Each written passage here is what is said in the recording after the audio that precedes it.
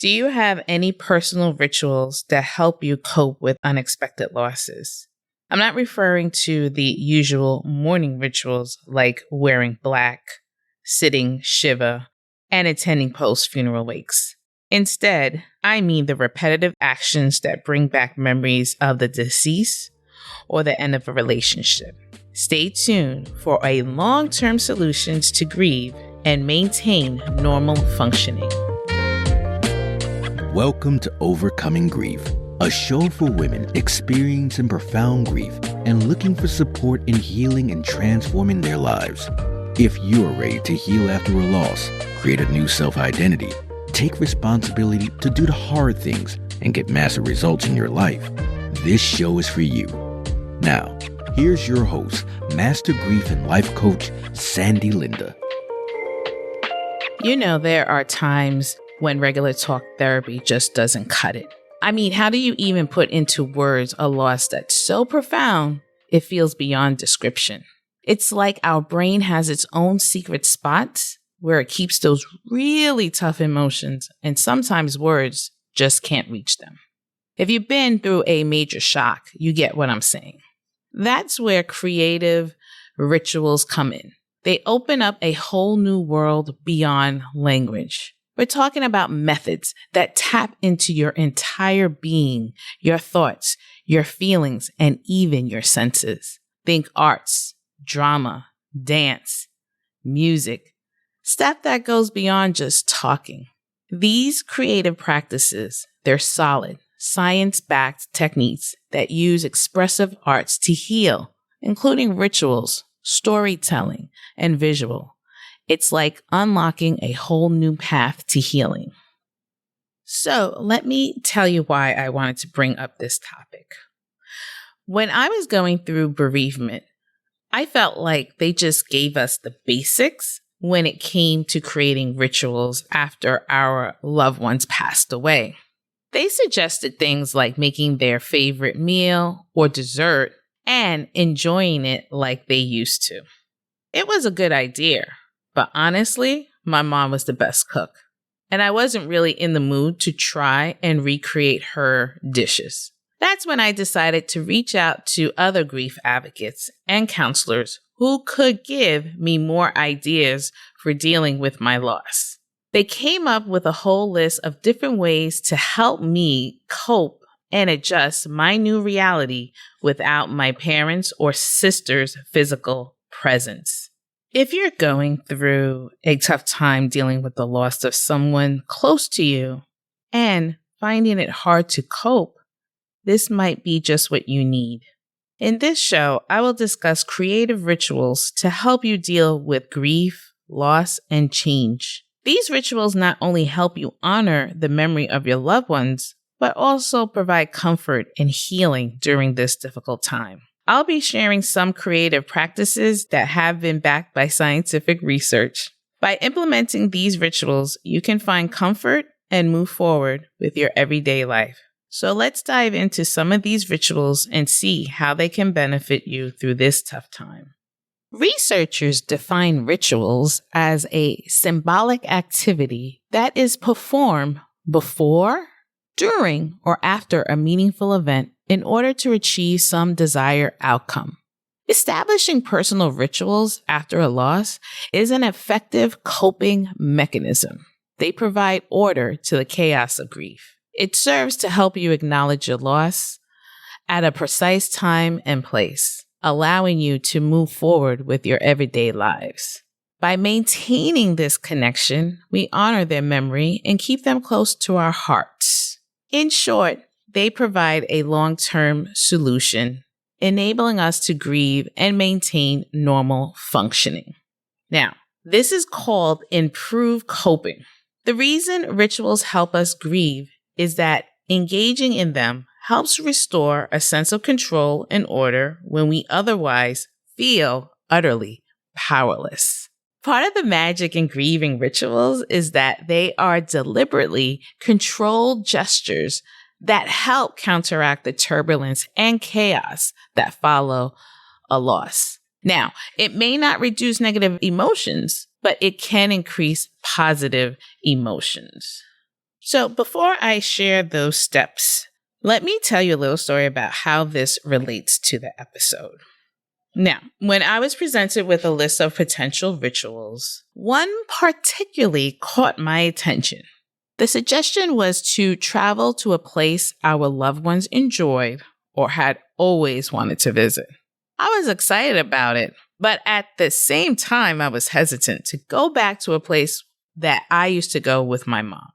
Me and my mom would go to different places, but mostly we took road trips to New Jersey whenever there was a celebratory event, and we both go on our birthday or on Mother's Day. As someone who loved to travel, I greatly miss having my mom with me on those adventurous road trips. It has been 8 years since her passing, and on her birthday, I celebrate her life privately in my home. I take this time to reflect on shared memories and write them down in my journal.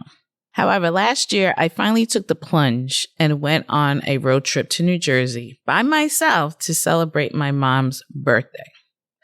I was a little scared, but as soon as I walked into the hotel, it was a really cool experience. The casino and hotel entrance looked similar. However, the guest rooms had been remodeled, which was less impressive than I remember. I had moments where I cried and moments where I laughed, but overall it was a great trip. Even though it was a place that could remind me of some heartbreaking stuff, I made the best of it. The experience taught me try new things and not be afraid to step out of my comfort zone. See, I always talk about get comfortable with discomfort. And would I go back? Hell to the yeah. Her birthday was 2 weeks ago, and I returned, but stayed at a different hotel. It was a laid-back atmosphere with both happy and sad moments, bringing back memories of her at this hotel. I made sure to prioritize self-care during my break. I treated myself with spa meditation, meditated by the beach, and enjoyed pool activities. I also took time to reflect on the beautiful moments I shared with my mother, free from any ulterior motives. She was a great buddy for road trips. So, have you ever had a grief ritual and how it can help with healing? Basically, it's a way to transform your grief calmly. So what happened is that when it comes to these rituals, I've learned that when we experience a loss and come to a place of chaos, when our reality knocks us apart by loss, we get a sudden disruption of our lifestyle. And it takes a moment to realize what a process of transformation is going to take and what's the actual rebuilding of a new self-identity is going to take. And it is a process. And for what I've learned in this journey is that making a thoughtful decision about when and where to perform a ritual can give it a more meaning. Like a healing practice such as a birthday or an anniversary can help soothe feelings of sadness and bring back a sense of connection to a place. Now, I found comfort in revisiting a spot my mother and I often visit during my mourning period. Knowing the structure of rituals can aid in planning both spontaneous and planned events that lead to positive change. When planning a ritual, it's important to consider a first few things first. Ask yourself questions like, what kind of change do I hope to achieve?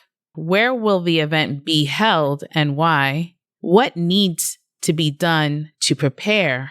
And, of course, how can you make sure everyone stays safe? Now, researchers Karina Sass and Alina Coleman says personal grief rituals are beneficial in dealing with complicated grief.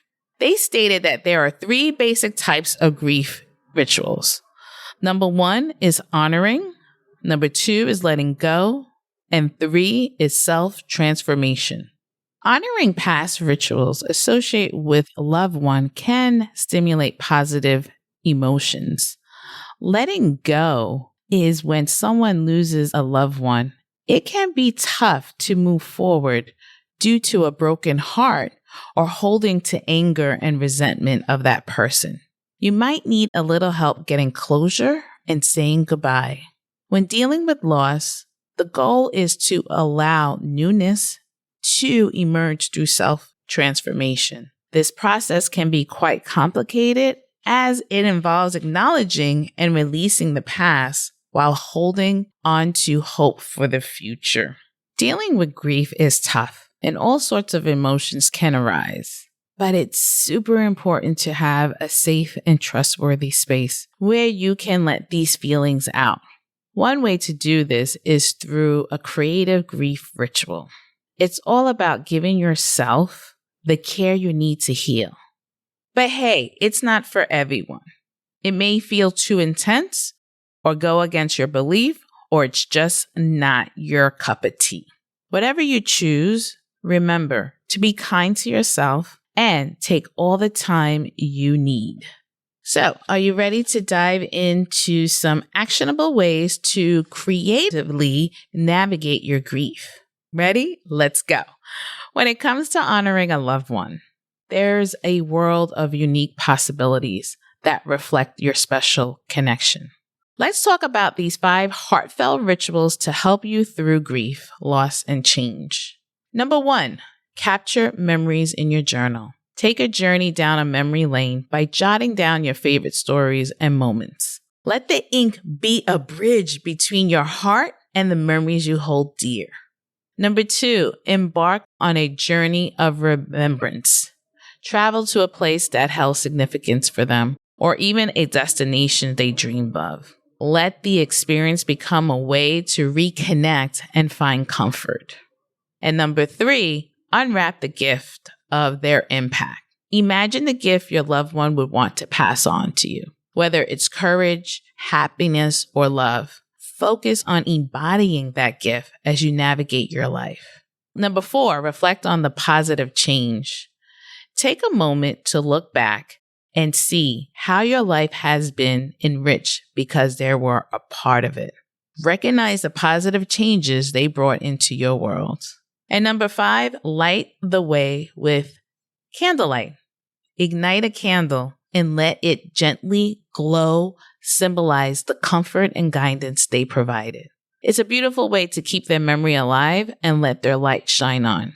These rituals are more than just actions. They're powerful ways to keep the spirit of your loved ones alive in your heart.